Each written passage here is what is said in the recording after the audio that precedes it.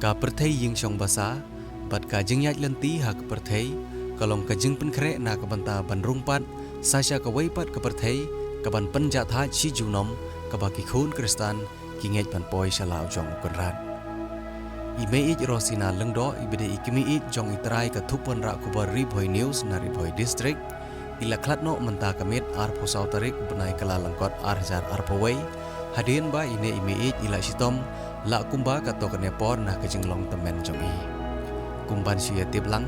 ime ij rosina lengdo ila klatno hakarta ka bakhandai pulai snem, haying sa jong i halum sopo naupo.